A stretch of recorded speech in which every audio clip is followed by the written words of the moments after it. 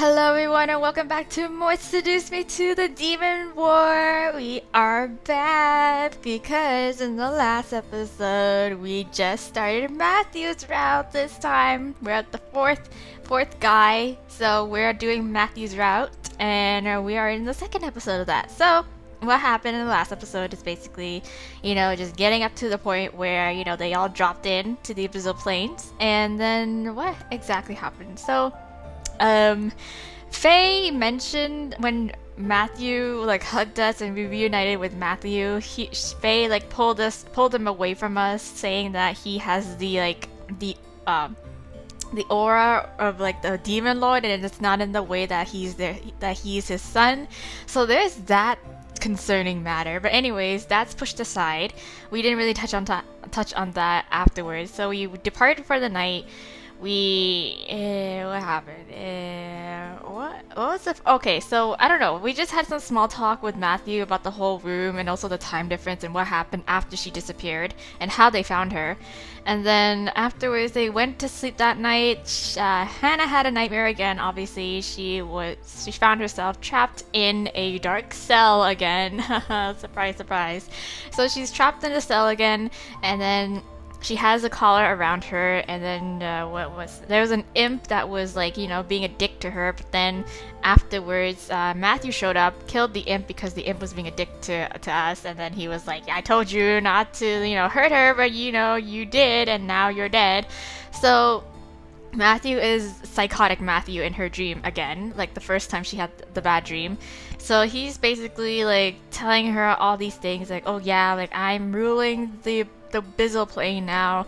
You're my energy giver person thing, and you're my prisoner. And then Hannah tried to reason with him, saying that either the option that we got was either we tell him that we'll be his queen, we don't say anything, or we say that we'll promise to run, because she was trying to ask him to let her go and why he's doing this kind of thing.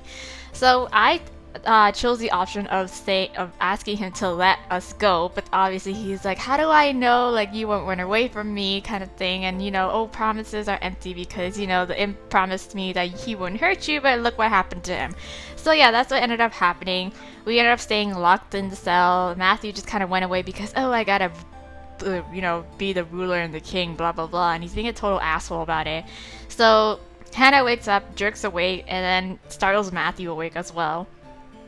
She was just about to tell him, she told him that kind of, whoops, what the hell is this? Anyways, she told him about her nightmare, kind of, sort of, but just kind of alluded to the fact that she had a nightmare. And then, the boys showed up, and then they talked about battle tactics. We chose Rabbit as a teacher. We learned about our animal guardian spirit from her. So our animal guardian spirit I chose was a lion, which is great. And so we had a little bit of practice with that. We now can control our spirit guardian.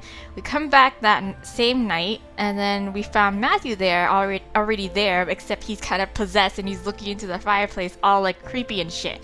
So we try to make him snap out of it. He has this blue collar ring around him again, and it looks like he's in communication with maybe his mom, because afterwards when we managed to shake him out of that trance by kissing him, he was like, oh yeah, what's up? And we were like, are you okay? And he was like, yeah, I'm perfectly fine. And he's like, and we're like, what the hell, Matthew? You were being stupidly creepy, and I don't know if you kind of remember that. And he's like, no, I don't.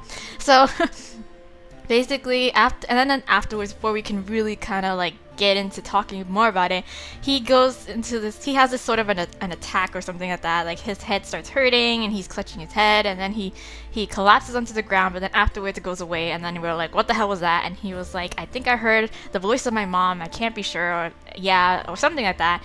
And then we're like, really weird. We're like, hey, maybe we should maybe go ask the other brothers about this and maybe get their help. And then Matthew's like, no, we got this. And then we're like, are you sure? And he's like, yeah, sure. And we're like, okay.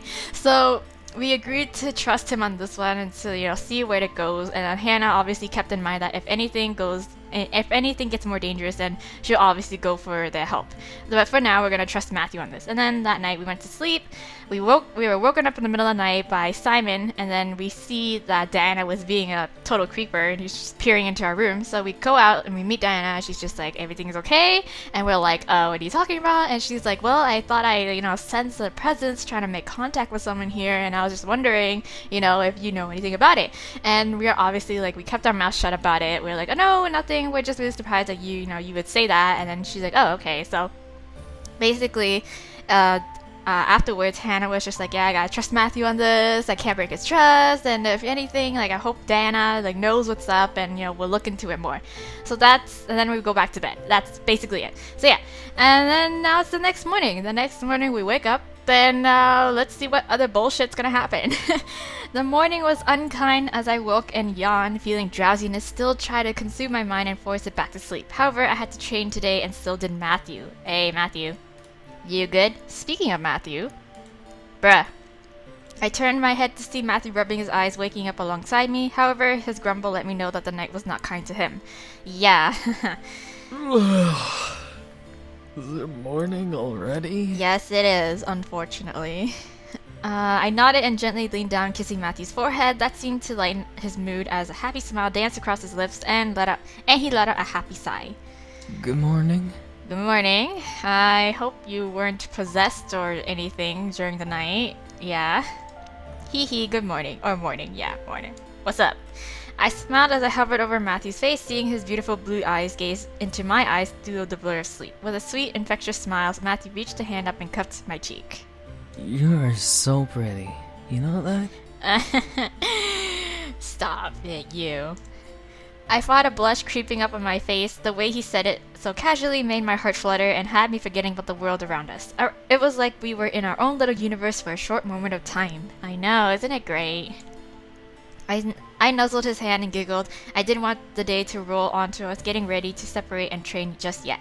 I wanted to sit back with Matthew and enjoy our time alone, no problems, no danger, just us. Well, life is not fair, so... Matthew grew a small smirk before snaking his arms around me and pulling me against his chest, making me gasp and grab onto his shoulders, not wanting to crush him with my weight. However, Matthew smiled and squeezed me close. No nightmare last night, huh? Yeah. Yeah. But I did get woken up in the middle of the night by Sam and Tabby. We had a little secret conversation with Diana about, the state that we're in, so... As he said it, I realized it. There was indeed no nightmare for me last night. I had a peaceful, dreamless night. I suddenly smiled and looked down at Matthew with a happy nod. Yeah, no nightmare. I had a good sleep. Yeah. Matthew chuckled before leaning up and kissing me softly, just enough for me to feel it. As he pulled away, I became curious about his own night. Yeah, what about you? No voices from the mom? What about you? Yeah. Matthew's smile faltered a bit as I asked, but shook his head slightly and gained his smile back. Bush shook his head slightly and gained his smile back. Oh yeah, and I totally forgot to mention how, during the part where we woke up after the first night of him coming into the abyssal plane along with the rest of his brothers and, their wives, before Diana showed up in the room the very next morning, we were eating breakfast in the room. They were having, little storytellings of, their battle experiences, and Matthew sort of kind of lied about how he didn't get into fights all that much, and then Sam called him bullshit and was like, yeah, you killed 100 imps just because they looked at your mom funny, and Matthew and Sam got into almost a fight between them until James kind of knocked them on the head, and we were just like, whoa, why did Matthew lie to us about him not being experienced in fighting, huh? It was rough. I woke up a couple of times, but that was pretty much it. Okay, alright. There was more to the story, but I had to let it go. If he wanted me to trust him, then I had to with the full extent of my heart. I nodded and planted a light feathered kiss on his nose, making him chuckle beneath his breath. Alright, whatever you say, Matthew. So what's the plan for you? Well, I figured I could skip some training and just spend some time with you. Now, don't play hooky, because this is important. We're going to a civil war, and you just can't just be lazy like that. No. With a playful smirk, I grabbed the nearby pillow and gently bounced it on him, making him flail a bit. Hey! No, you need to go training, okay? You know training is important, Matthew. Hehe, yes. Matthew smirked and rolled us both over to have him on top of me, bouncing his own pillow on me. Hey now. Don't make me take out the bigger pillow. Gah. I can totally train with you in a never-ending pillow fight. Oh my gosh, fine. Fine, fine. You wanna do this? Oh, it was on. Okay. You wanna do this in the morning? Alright, I see how it is. I quickly grabbed my pillow and swung it at Matthew, landing on target and causing him to roll off of me. With a grin, I arched my body to the opposite direction, hoping to land another hit on him, but Matthew quickly ducked and swung his pillow at me, hitting me with a soft, fluffy impact. Gotcha! Hey now, hey. Ha ha ha. Okay, but anyways, I want to go train. The battle became intense as soon as we were double fisting pillows, trying to whack each other with our chosen weapons while also avoiding the fireplace, the bench, and truly anything that looked expensive around the room. Yeah, true. Yeah, don't want. It's all fun and games until someone falls into the fireplace. Regardless, we were immersed in our own world, duking it out with feathers and cloth as we lost track of time. We barely even noticed the door open. Uh-oh. What's going on in... Oh, hi, Diana! Oh, as Diana's voice rang through the air, I gasped in surprise and looked over to see the succubus holding 2 plates with stacks of pancakes on them. Oh my god, breakfast in bed! Homegirl, you the best! You the best. Ooh! Oh my god! Jesus Christ! What frightened me and Diana was a sudden knife chucking itself in Diana's direction, causing her to sidestep and letting the knife rake through a stack, effectively nailing the pancakes to the wall beside her. Holy shit! What the fuck, Matthew? What is wrong with you? Whoa! That totally caught me off guard. Like, okay, we were just having, playful pillow fight, and all of a sudden he brings a knife to a pillow fight. God. Hey, indeed, what the hell is wrong with you? Diana and I looked at Matthew, seeing him panting and posed in mid-throw. His eyes flashed back and forth between gold and blue, glaring hard at Diana, most likely in surprise from her sudden entrance. Whoa, okay, you need to calm your shit. Like, why are you so tense? And once again, I was taken away from my fantasy and brought back to reality. Bae, what the hell is wrong with you? Diana snarled and practically slammed the 2 plates she was holding on the table, glaring daggers at Matthew. Ha, no pun intended. What in the 7 hells was that about? Exactly! Why did you do that? Diana! Well, don't yell at Diana. It's like his fault. It's Matthew's fault. As Diana took a step forward, Matthew suddenly shook his head and realized who was approaching him and who he essentially attacked, causing him to step back and place his hands in front of him. What? Okay, sudden possession, what the hell? Whoa, hold on! What? Stay out of it, defend Matthew. Yeah, hold... Yes, okay.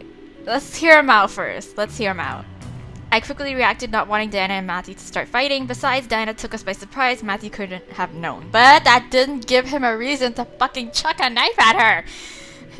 I rushed over and placed myself between Matthew and Diana, holding my arms out to stop her. Oh, Diana, hold on. Everyone, let's just chill. Everyone, let's relax. I know you nearly got your head sliced off, but like, seriously, let's just chill. Let's just take a moment. Diana stopped and glared down at me, now turning her frustration towards me. Hey now. What? Hey. Hey. I opened my mouth to speak before Matthew rushed around me and pressed his hands together, bowing his head. I'm sorry. I didn't know it was you. I thought it was an attacker and... An attacker in my home? They would be dead before they even set foot through the gates! Good point. But yeah, that's what I was saying. I looked to Matthew, seeing him grit his teeth and press his hands together hard, trying to gain some form of forgiveness from the succubus who seemed to want his throat cut open. Diana snarled quietly before slapping his hands away and gripping his chin, making him stare up at her. Oh god. The next time you dare to attack me will be the last time you feel your heart beating in your chest. Oh god. Diana, please. Please. Everybody, no need for bloodshed so early in the morning. Not with my pancakes. With a threatened scowl, Diana pushed Matthew back and away from her, causing her to turn away and walk towards the exit of the room. I, however, rushed to Matthew, catching him before he tripped on his own feet. Eat, then get to training. Don't waste time. Yes, true. Diana finally left, leaving me and Matthew lost in our own space once again. This time we were awake and aware of what was going on, mildly ashamed of the delusion we placed ourselves in before the sudden surprise from Diana. Matthew rubbed his head, looking to the floor. What happened? Like, what got into you? Man, I really screwed up. Yeah, no shit. Sorry, I have to agree with you on that. Comfort him, don't say anything. Like, I don't know what's gotten into you. Like, was it just, the fact of being back here again and the whole, like, you're too afraid to sleep kind of thing? Just instincts just taking over? Are you low-key tense that you were, like, in the middle of a civil war and you're just trying to keep face that everything's all gooch and shit? I don't even know. Oh, just comfort him. I knew that he messed up, but he needed to get himself together and fix his mistakes so he could move on and figure out the problem he already had. Yeah, just get your shit together. I wrapped my arms around him, nuzzling his shoulder. It's alright. Yeah, just don't do it again, please. I rubbed his shoulders as he rested his forehead against mine. How the heck do I deserve you? I don't know. I'm great. I know I'm a great person, but... I merely smiled and kissed his cheek. Because you love me and I love you, yes. With a chuckle, Matthew kissed my cheek and kinda nodded. Right. Okay. Matthew and I turned to our breakfast and ate what we could, with Matthew taking the plate he managed to attack. The pancakes almost slipped off the knife that was still embedded in the wall, causing Matthew to run and catch it in his empty plate. He didn't eat it and merely left it there, avoiding it like it had some sort of poison in it. Are you sure? We eventually separated to train, letting the day roll. Maybe his knife is poison, I don't even know. Anyways, I was excited to see what training we would do today. However, as I walked to the Great Hall to meet with Rabbit, I bumped into someone. Hey, who? Who does that sound like? Sayro? Oh no! Oh no. Sorry, I didn't mean to hit you. Oh hey, you're a new person, new face. Who the hell are you? Looking over at who had collided with me, I was surprised to see a young man in some sort of a flowing cloth garb, waving his hands in front of him in worry. What was wrong? He just bumped into me. It was an accident for sure. It's alright, yeah. Despite my reassurance, the boy bowed and apologized once again. I really am truly sorry. I get it. Okay, it's cool. That's enough, Bajang. Ah, hey. Bajang. I'm gonna have so much fun saying that. I quickly looked over to see Dana walking towards me with crossed arms, looking to the boy as he flinched at his name. Bajang! Looked up and jumped up at the sight of Dana beside me. Rebel Queen! I have a message from my lady. I know. Come along, and I will hear it. Okay. Diana gestured Bajang to follow her as she nodded to me. Okay. I apologize for keeping you. Good luck with training. Okay, bye. Good luck with, whatever it is that you need to do. Hey, I could only nod before Diana walked off with the boy behind her. He seemed nice. I wondered for a moment who he was, but shook my head. Probably he's an associate with, Rabbit. A moment in time. Yeah. I continued my journey to the Great Hall and turned into the room, peering in and expecting to see my trainer ready for me. That unfortunately wasn't the case. Why? I just want to go train, okay? God. Rabbit stood in the middle of the room, her staff in front of her, while formed in a semicircle around her were pig fawn demons, ones that very much resembled the one I saw in the vision the boys gave me about their past. Okay. Why were they here, though? I'm pretty sure it's an illusion. It's all an illusion. Watch, jump in. I want to watch. I want to see what's up. Watch. I was lost in what was happening, but something in my gut told me to stay put. Following my instincts, I watched as Rabbit stepped back, gripping her staff hard, with the imp demons cackling quietly around her. A large blue light began to glow from the crystal at the end of her staff, causing the imps to turn and become distracted by it. As they did, however, Rabbit swung her staff in an arc, causing a large wave of ice to spray forward and engulf them. Ooh! That's cool! Do I get to learn that as well? I stared in shock as the imps became encased in ice, frozen in time and space. What made my mind completely break in awe was Rabbit lifting up the end of her staff and tapping on the surface of the ice.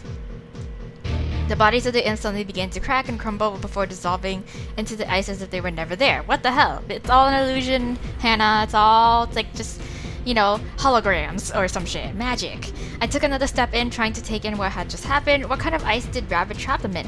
Why were they there in the first place? What was going on? Chill, girl, chill. Rabbit turned over her shoulder and gasped seeing me come in. As she did, the ice disappeared, evaporating into the air. Huh? What the hell? Oh, I'm sorry. I just. Oh, it's all good. It was impressive. It was very impressive. I stared at Rabbit, confused as ever, as she turned around in and let out a sigh. Yeah. I'm sorry. I was doing some training of my own. I'm usually not on the battlefield in war, but since the next battle will be our last, we need to have as many people fighting as we can. Yeah, understandable. It's all good, and it's very impressive. I instantly shook my head. It was understandable. I wasn't the only one allowed to train after all. Yeah. It's fine. Sorry for interrupting. Yeah, sorry. Rabbit laughed a bit, hugging her staff to her body. It was pretty cute to see her stand up to the illusionary imps, but she seemed to handle herself well. After a moment, however, she shook her head and cleared her throat. Okay, what's up? Anyway, we should start your training for the day. Can't let this time go to waste. Indeed. And I'm sorry if you did notice that I was, late because, yeah, impromptu pillow fight. I nodded, summoning my guardian and readying myself. This time, Rabbit pointed her staff out and caused a large group of imps to appear, ready to slice into me and my animal guardian. I smirked, knowing how easy this would be.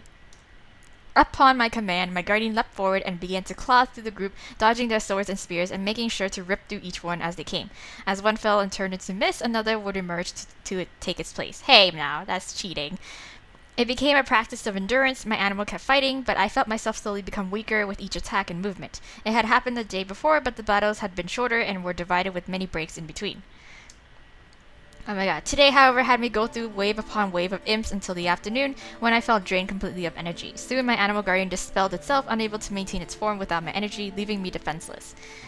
However, Rabbit spun her staff in the air, willing the imps to vanish. She walked over to me with a smile, most likely proud of what I had done. Hey, at least I lasted pretty long, right? Yeah. I'm very shocked to see how long you managed to keep fighting. Many people would have dropped halfway through, but you pushed forward. Yay! I did it! Hehe, thanks. I'm so good at this. In truth, I did want to give up no matter what had happened. This was training, and stamina was a key part of defending myself. Rabbit looked to the window, seeing the light of the afternoon slowly drift to the night. Oh, wow. Why don't we take a break for now? Then we'll do one last round before your training is over. Alright? Okay, sounds good. Cool. I'm cool. I nodded, going to the far corner of the room and sitting down, wanting to shut my eyes for a moment and take a nap to regain my energy. I barely noticed a figure running into the room and approaching Rabbit. I think it's Bashang! Yeah. My lady? I was right. Why? What happened? I opened an eye, looking up to see Bashang! Looking to Rabbit with a slight grimace on his expression. Rabbit turned to him and placed her staff to her side, tilting her head and furrowing her eyebrows. Bajang, what is it? Yeah, what happened? What's up? Well, you see... What? Rabbit stepped forward and checked Bajang's face before looking for something. Why? What? What's wrong? Did she take your energy? I don't think Diana's... No, she has zero. What? Oh, no. She didn't. She refused to take any from me. But she gave me another message to send back to you. Okay. Rabbit waited as Bajang took a breath and straightened up, calm from the flustered expression he carried earlier. Whatever he had to say must have been important. She wants to speak with you alone tomorrow morning, before anything is settled. Okay, what is a secret meeting that's happening here? Tomorrow morning? Why not tonight? I have no idea what's happening. Bajang grabbed his hands, another grimace painting over his face. Yes. Well, she said she had plans later tonight, so she can't. Oh, what are those plans? Huh? Do they involve Sarah? Huh? I'm kidding. Sorry. With whom? Wait, never mind. I don't wish to know. I bet it's with Sarah. With a sigh, Rabbit turned and hugged her staff. Thank you, Bashang. You're dismissed for the night. Oh, thank you, my lady. Hey. With that, Bashang bowed and turned, letting Rabbit sigh to herself, shaking her head. Why do we have to keep discussing this? What's up? Mind telling me? I can give some advice. Hopefully. Don't say anything disgusting. What? I'm so goddamn nosy. What? I couldn't help but be curious. Rabbit looked over at me with a surprised face before pressing her lips together and looking away. I mean, you don't have to tell me. I'm just really curious. It's nothing to worry about. Just a minor topic we need to chat about. It's nothing. Okay, whatever. Whatever you say. From the tone of her voice, it was definitely something large. However, Rabbit wasn't willing to spill the beans just yet. Exactly. So, she'll eventually. I let it go for now, knowing that I would find out sooner or later, regardless of the fact. Alright. Bajang finally left as Rabbit let out a sigh and looked back to me, a desperate look of some sort of distraction. For some sort of distraction in her eyes. Whatever Diana needed to talk to her about really riled her up. You can always talk to me about it. I'm just saying, you know, I'm good at keeping secrets. Still, I refused to let it get the best of me. I was certain that I would perfect fighting with my guardian and forget about whatever they were chatting about with ease. Yes. Are you ready to go again? Yes, sure, let's do it. Let's do this. I nodded, sitting up to go once more and shaking out my nerves. I was getting tired, but my day wasn't over. I trained into the night like I usually did. This time, however, Rabbit seemed to be rougher with her obstacles and attacks, letting out stress from the situation she wouldn't tell me about. I felt a little bad that she was holding it in, but understood why. As Rabbit and I finally relaxed, Rabbit smiled at me, exhausted. You're getting better. That's good. Yay! I grinned and nodded, happy to know that there was improvement. As I turned to leave, however, Rabbit stopped me. You want to talk to me about that thing? I'm all ears. Wait, Yes? Huh? What is it? Yeah. I turned to see Rabbit rubbing one of her ears nervously. Can you come a little later to practice tomorrow?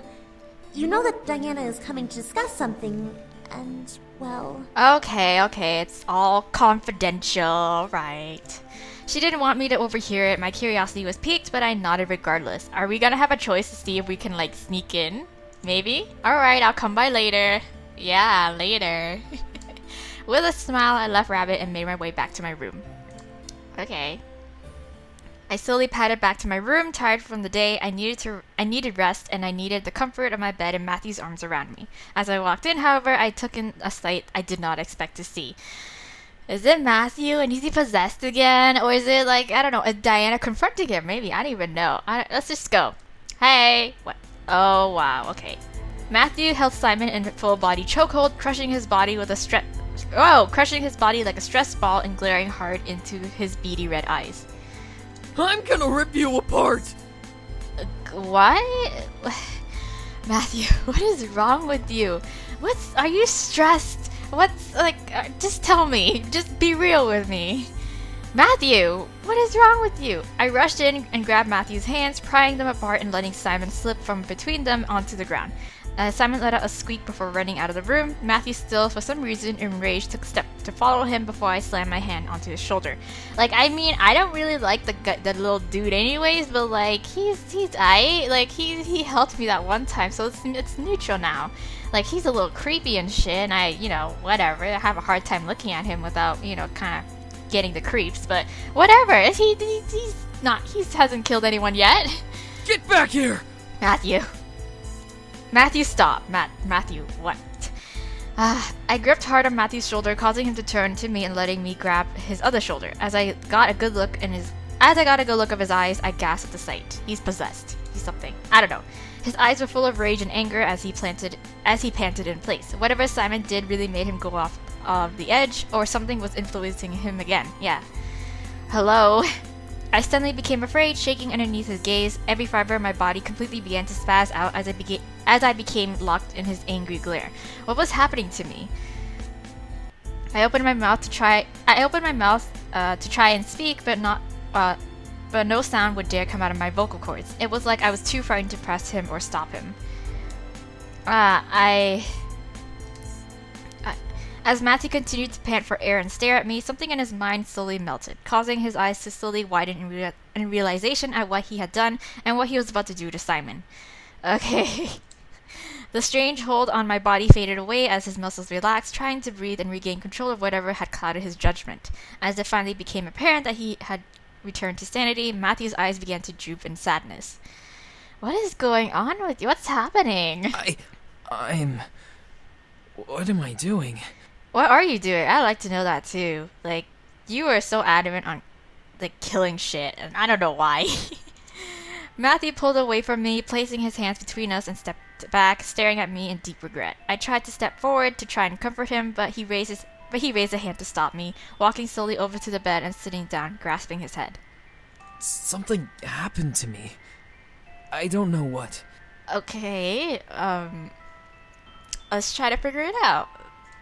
I frowned as I slowly moved and sat next to him. In shame, Matthew covered his face with his hands and curled over his knees, digging his fingers into his forehead. I keep hearing my mother's voice telling me to come home and save her. Whenever I do, I completely lose control of myself. I can't remember what I did or why I did it, but I always manage to do something wrong. Maybe it's this demon lord spell. Maybe that's this is like, his whole idea of trying to rip apart this family. I don't even know. I grimaced, remembering the random attack on Diana. I placed my hand on his shoulder as he shuddered and shook his head again. I gotta fix this. There's gotta be some way to stop it from happening to me. I hope so, because, you might just end up killing something. Matthew. It was painful to see him struggling. Still, I couldn't understand why he had to fight this alone, right? You could fully just go tell the other people about it, and they could help us with it, and they would understand, why it is that you're getting so violent all of a sudden. Why not go to the others for help? Yeah, why not? Matthew let out a sigh and slumped his shoulders further. And let them help me? Like they've always done? Oh, really? Is it really gonna be that? Is it really gonna be about that? Like, seriously? As Matthew turned to me, I could practically see the shame in his eyes as he spoke. Every time I was in trouble, they'd always come and help. Every time I do something, I'm treated like a damn kid. Oh. But I'm sure this is... God fucking damn it. Matthew turned his head away and gritted his teeth, forming his fists and laying them on his knees, tightening them in aggravation. There's a reason why I didn't ask them to help with the wedding. I don't want them babying me and doing everything like I'm some sort of stupid moron who needs everything done for him. But you're not, and this is bigger than what we can both handle. Like, it's taking control of you and, like, making you be really, like, freaking violent. I'm kind of worried. I want to do this on my own. I can figure this out without their help. I'm not even the youngest, but they still treat me like I am, even Damien. I don't want that anymore. Okay, but like... I was speechless. Did Matthew really feel that kind of pressure from his brothers? My mind went back to the first day I had met them, how Eric treated Matthew like a little boy despite Matthew being close to his age. As the grimace of realization appeared on my lips, Matthew let out a shaky sigh. Yeah. I can't ask for their help. I'm sorry. Oh, okay, fine. Hug him, take his hand. I'll just give you a hug. Let's just hug it out. Let's just hug it out. I felt terrible for Matthew. He definitely acted like a kid, but it seemed like only I remembered that he wasn't one. After all, I had been with this man for over 2 years of my life. Yeah, right? Exactly. I wrapped my arms around him, hugging me to him and making him gasp in surprise. Uh-huh? It's fine. I buried my face in his shoulder, silently apologizing to him with a soft kiss on his neck. Slowly, Matthew wrapped his arms around me as well, taking in a breath and relaxing once more within my arms. Yeah. A peaceful moment of silence passed between us before Matthew softly pulled away and looked me in the eyes. I don't understand why you like me at all, you know? Shut up. Let me hug you. What? Confused, I stared into Matthew's eyes, trying to find the origin of where his statement came from. Matthew, however, took my hands and grasped them in his, looking down at them. I love you so much, but I'm not mature like James or the others. I don't understand at all how someone like me could be remotely likable. Oh, shut up, you. Just shut up. Hush. Stop. You stop that. I glared, not wanting him to degrade himself. As he looked back up at me, he flinched at my stare, but I needed to get him to see that I loved him and cared for him for every part of him. It didn't matter that he wasn't like his brothers. He was mine and I loved him. That's what makes you special, okay? I squeezed his hands, locking his gaze into mine. I love you, for you, Matthew. I don't care what your brothers act like or how you're not like them. I don't care. I fell in love with you, not them. Matthew remained silent, staring deep into my eyes and taking in everything that I was saying with a broken but hopeful gaze. He really cared about me and didn't want to hurt me, but I didn't want him to hurt either. Whatever this is, whatever thing is trying to control you, we'll fix this, but don't you dare degrade yourself like that. Press your forehead to him, kiss him. I'ma kiss you. And then we finish with a kiss. Smooch.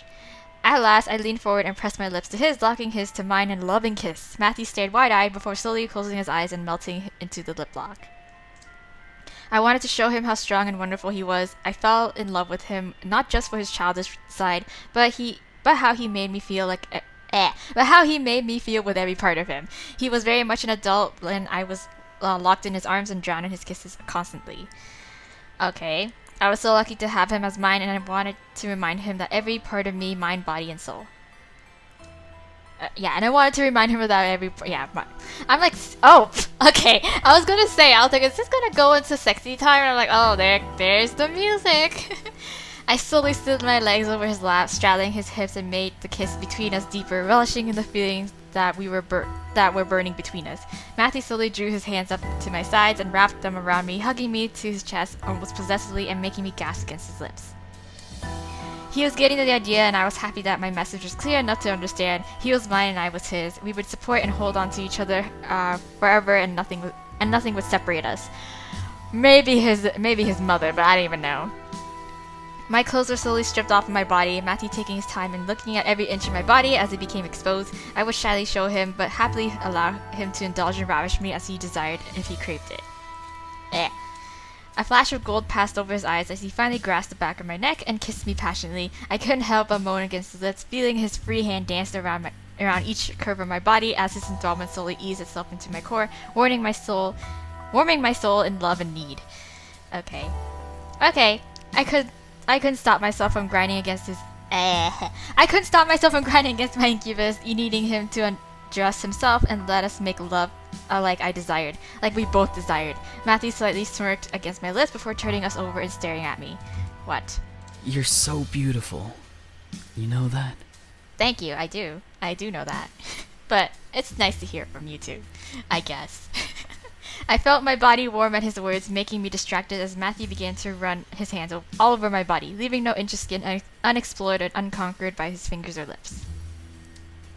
I arched my back, pressing my head back to the pillows beneath my head, and let out a loving sigh and moan with each pleasureful touch he placed on me. This was truly heaven. Hopefully Dana doesn't walk in on this, or she's gonna get a knife to the face. Seriously this time.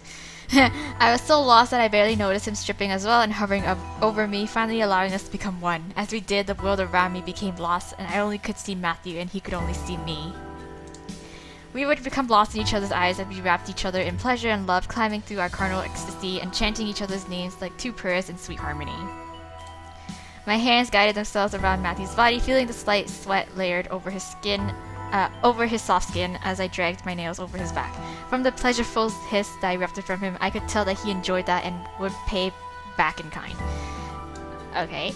Our lovemaking soon became rapid and heated, unrelenting in its crescendo towards a beautiful and hot climax. We drove through it together, uncaring of who would hear our cries and screams of love before slowly easing into a gentle and feather-like afterglow. At least you're not as loud as Sam. I honestly think he's like the loudest of the bunch. Matthew and I held onto each other, lost within the embrace between us and euphoric in our emotion. I was so happy to have him in my arms, causing me to pull him closer to me and cuddle against him. Matthew laughed a bit before kissing me softly and nuzzling my forehead with his. I love you, Matthew. That was great. 10 out of 10. I love you too. Awesome. We remained there, taking in the sounds of our synchronized breathing and letting our hearts eventually beat as one. We would get through this. We would. We have to. I mean, I don't see any other choice. Sleeping that night filled us with determination for the next day. I was hopeful, rooting that everything was going to be alright. But no, it's not! Some shit's gonna go down. Of course, not everything turns out the way we want. Of course not. Every single time she goes to sleep, she wakes up, she's like, I hope tomorrow's gonna be a better day! But nope, it never is. Never is. The morning came at last, letting The morning came at last, rising me from my sleep. Surprisingly, I was full of energy, ready to go and take on the day's training. However, I quickly realized that I was alone. Oh. Huh? Matthew? Matthew, where'd you go? I hope you're not murdering some poor little squirrel again. I sat up and looked around, not seeing him anywhere in the room. Worry crept into my mind. What if he left to do something he was influenced to do? What if he tried to figure out a way to force the influence out of him?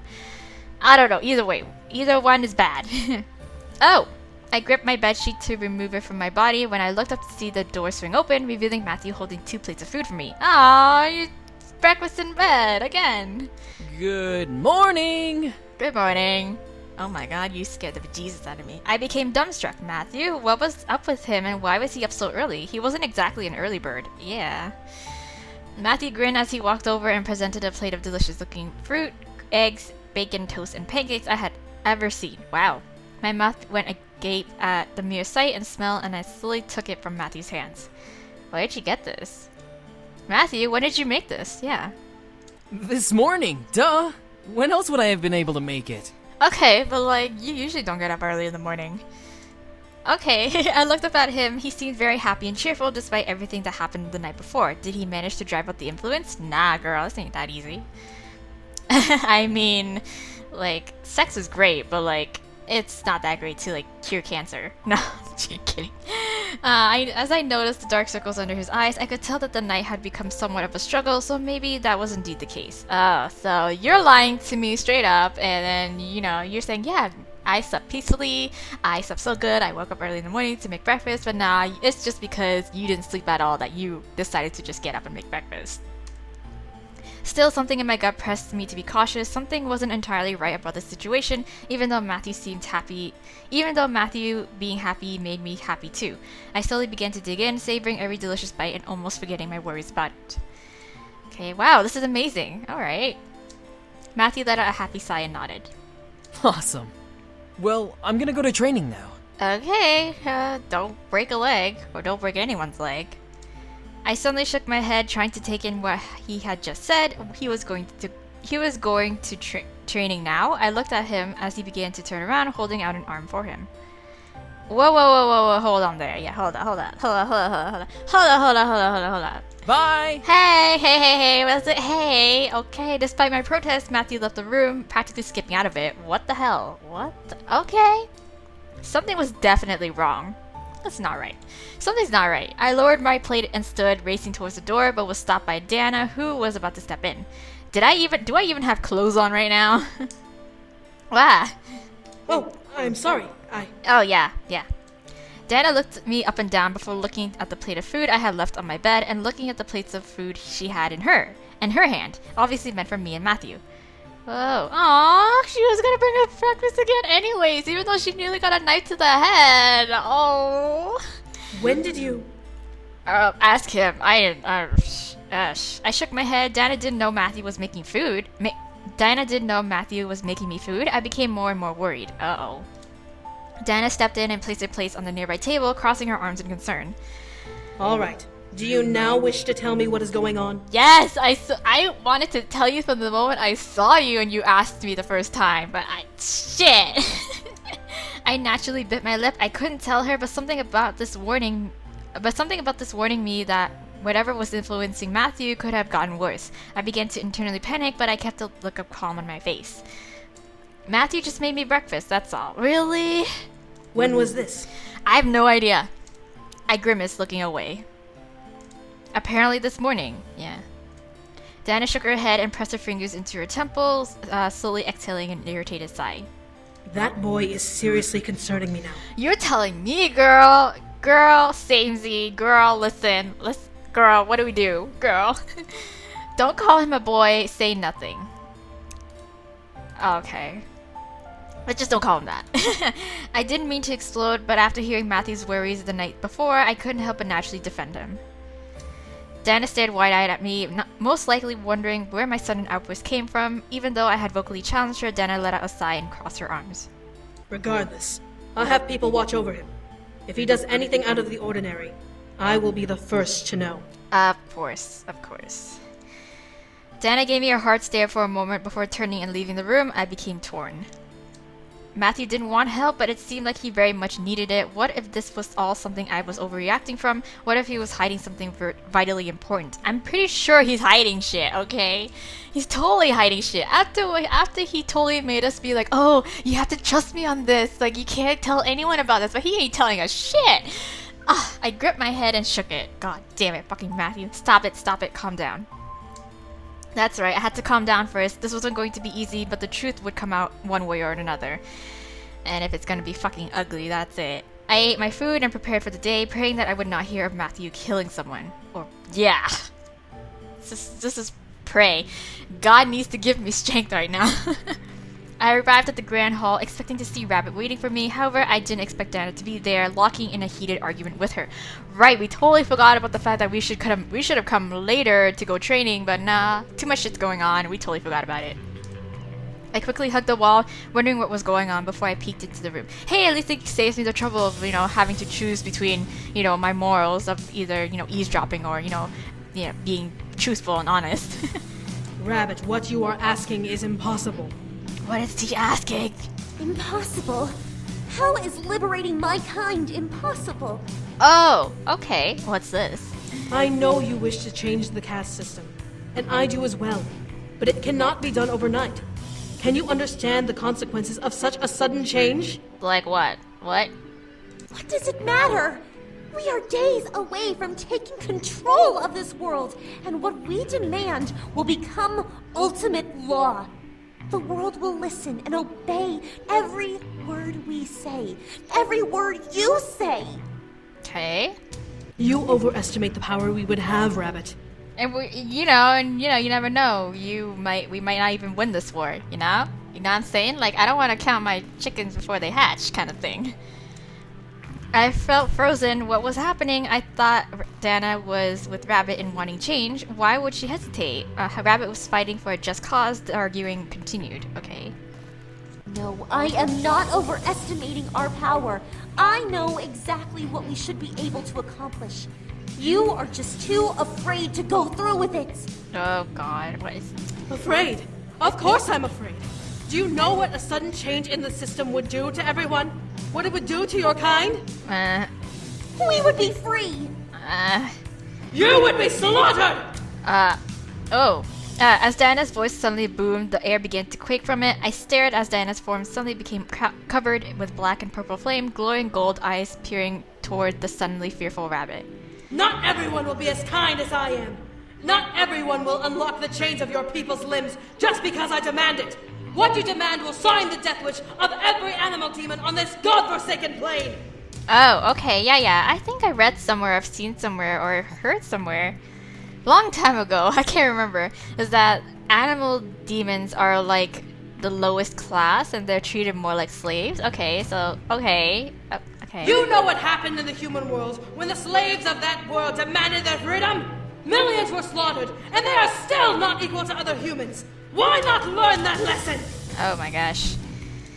I was astonished. Was Diana seriously comparing animal demons to slaves of the human world's past? Rabbit stared, still fearful of the suddenly intimidating Diana, but watched as Diana slowly calmed down and let out a sigh.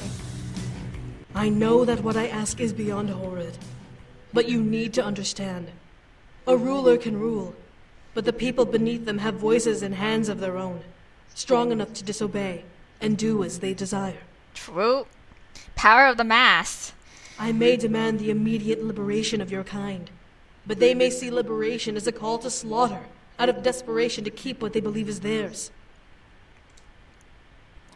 She does have a point. I swear on my bloodline that I will fix this caste system, but you cannot demand that I force it overnight, unless you desire the blood of your kind to spill over the earth. Without giving Rabbit a chance to respond, Dana turned and marched towards the exit. Before I could react, she reached the doorway, seeing me and stopping in her tracks. Oh, hey! I'm so sorry. I just have really bad timing, don't I? She didn't say anything. She simply arched around me and left down the hall, lowering her head as she vanished around the corner. I turned back into the room to see Rabbit turn to face out of one of the large windows, gripping her staff to her body and biting her lower lip. This must have been so hard on her, but I wasn't sure to exactly side with. Yeah. Yeah, I don't know either. Both had valid points. Rabbit and the other animals demon deserved to be free, but what if Diana was right? Rabbit's people would be killed the minute Diana's liberating demand left her mouth. Even worse, they'd never be able to reach that equality Rabbit wanted. Yeah. I could only grimace at the situation. It was a tough one, and who knew where it would go after the war. I was positive it would work out in the end, but I knew it would be a tough battle to face regardless of what they decided to do. Taking a breath, I walked in and made my way towards Rabbit as she lowered her head, placing a hand on her shoulder. Hey now, you wanna talk about it? No? Are you okay? No. No, I am not. Aw, at least you're being honest with me. Alright, you wanna talk about it? Rabbit took a deep breath and shook her head, wiping her eyes and smiling her usual kind smile to me, making me frown a bit at the sight. I just thought that I could make a change in this war. But apparently not. Well, again, change doesn't happen overnight, girl. You gotta give it time, and there are other factors that would influence this. It's a rippling effect. You gotta understand that. Rabbit, politics. Fucking hate politics. Rabbit stared at me, searching for something in my eyes before letting out a sigh and waving her staff and forming a bluish mist in her hand.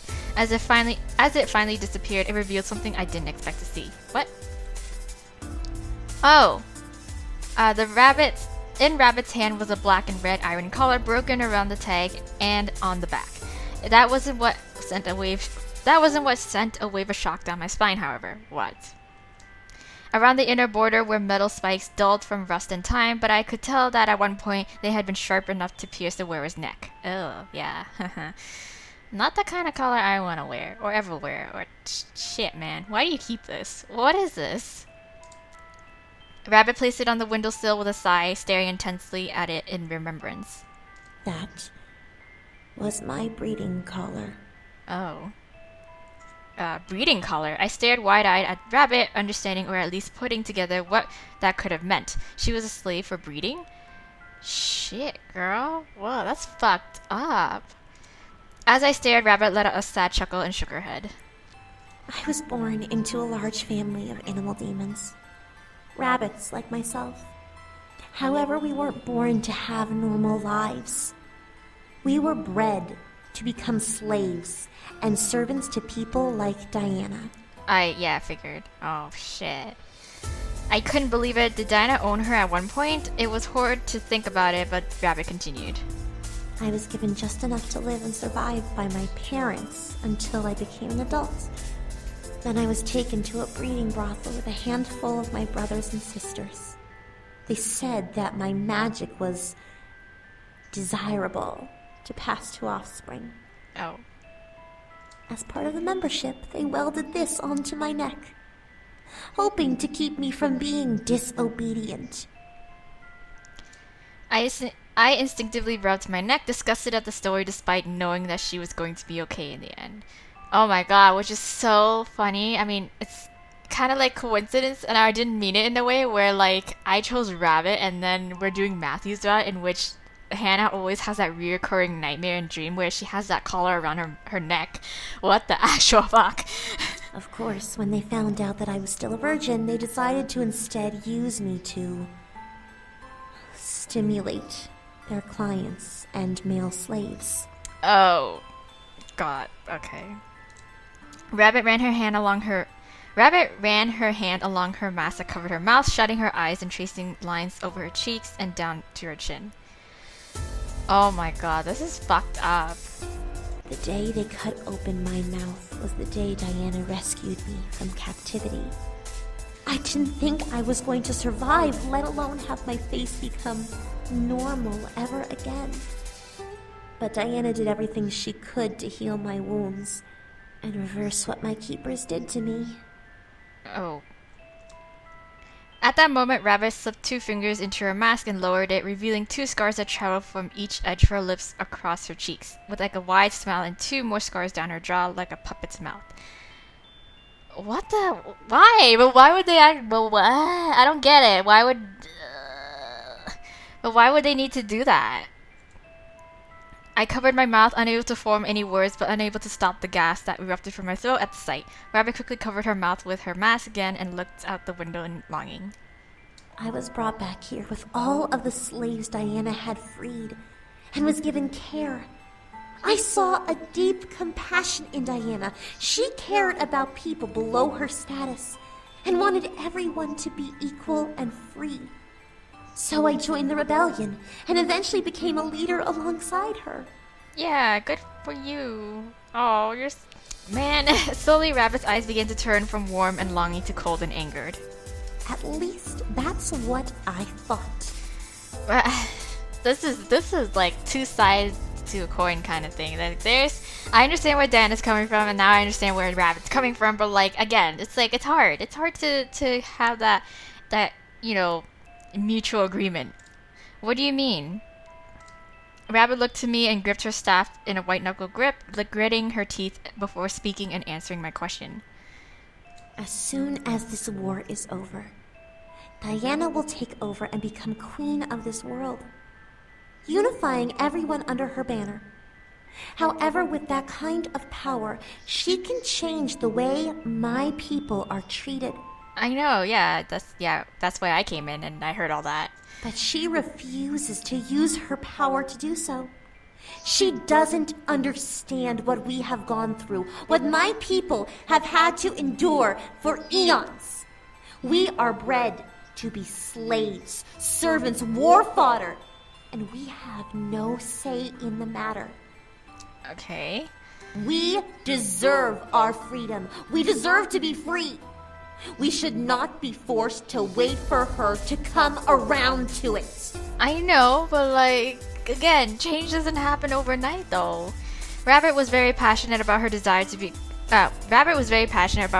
for her demon kind. It was beyond admirable. However, Diana's warning echoed in my mind, reminding me of what she predicted if she decided to do as Rabbit asked.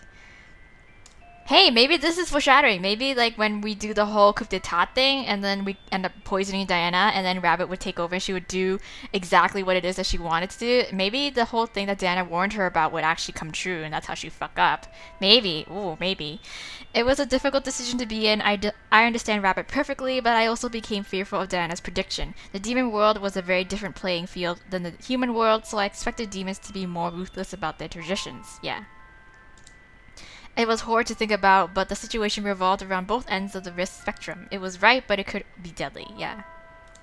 Rabbit shook her head, letting out a sigh. I'm sorry.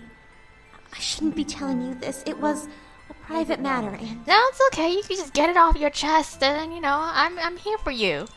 Don't say anything, it's alright. It's alright. It's cool, homegirl. Yo, it's okay, fam. Fam, it's alright. I understand perfectly the situation was indeed a mess, but something told me that they would be able to figure it out. Rabbit and Diana were smart women after all. Yeah. Rabbit looked at me in surprise before smiling slightly and nodding. Right. Yeah. It's all good. Rabbit finally shook her head and let out a sigh. Well, now that I'm done with my, business, shall we get to training? Yeah, sure. Why not? Let's do it.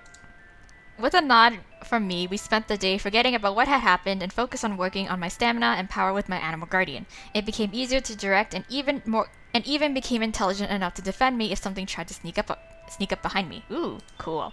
I was thankful for my new companion and felt ready for the siege ahead. Inequality! Ooh, wow, we got an achievement with her. That's cool. I quickly walked to my room, wanting to make it there before Matthew. As I turned the corner to the hall my room was in, however, a large number of shouts echoed. Oh no, is he trashing the place? Is he trying to kill some bitch? No, Jesus Christ. Grab him! Don't let him get away! Oh god, guys. Let go of me! What did he do? What happened? Did he kill someone? Oh my god. I stared wide-eyed as guards rushed into my bedroom and dragged Matthew out of it by his arms. I was even more surprised to see him slightly battered and covered in blood. I hope it's your blood and not someone else's, because that would be problematic. What? I took a step forward to rush in and see what was going on, but a hand stopped me and pulled me back. I looked over and stared at Sam. I stared as Sam gripped my shoulder, glaring ahead at his brother. What did he do?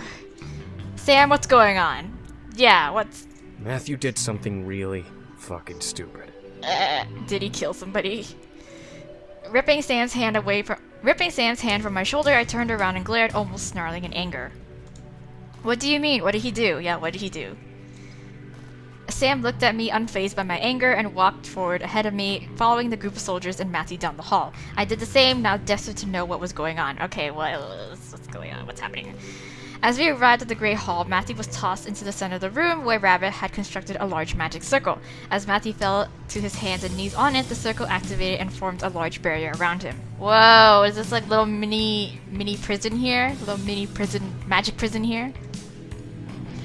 Frantic, Matthew rushed at the walls, slamming into them to hopefully be set free. He even formed multiple knives and tried to tear through the walls, only ending up with them ricocheting and landing on the floor. Release me! No! Oh, you're getting mad, Matthew. Matthew, you're not yourself. Matthew, what's wrong? I rushed forward, trying to touch the barrier, but was forcefully pulled back by Irene and Iridessa. I flailed in their arms, struggling against the hold, but became still as Diana entered the room with a large, bloody handkerchief in her hand. Oh. You come into my castle, eat my food, rest in my rooms, and have the utter gall to kill one of my guards and try to steal war plans?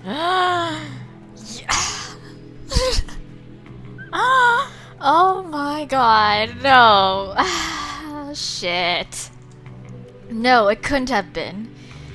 I stared at Matthew as he locked eyes with Diana, sneering and pressing up against the barrier. Well, well, well. If it isn't the Queen of the Rebellion.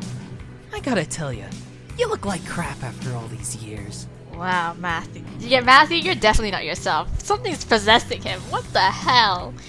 Diana's face remained stone cold as she passed the handkerchief to one of the nearby guards and stepped forward, pressing her hand to the barrier. Lux. But on her word, the barrier suddenly began to brighten with lightning, shocking Matthew within it. Matthew, no! I'm conflicted. I began to struggle more, wanting this to stop. Soon enough, it did as Diana pulled her hand away from the barrier and glared into it. Matthew, having been electrocuted, fell to his hands and knees, panting wildly. Are you back to yourself? I can smell you, Demon Lord. See? Yeah, I knew it! Oh, but I didn't know to that extent. Shit. I froze. The Demon Lord, he was behind this? I thought it was his mother, but the Demon Lord? I looked back at Matthew, seeing him chuckle despite being in utter pain. I guess it's like through her, he was able to get control of him. So like that was the Demon Lord's little plan to give him back her physical form. Damn, guys, damn. So it's the Demon Lord up in here. So I'm gonna end this episode here. Let's cliffhanger. I wonder what's gonna happen with Matthew. I wonder if Diana's about to just shock the Demon Lord out of him. I don't even know, but hopefully we can fix this. And you know, the cat's out of the bag now, and he's going full throttle with this whole possession thing. So yeah, there we go. So I wonder what's gonna happen. I wonder what drama is gonna. Yeah, hopefully this will be fixed. This will be a quick, easy fix somehow, some way. Yeah. Okay, but anyways, I will see you guys in the next episode. We're gonna find out together. So, bye!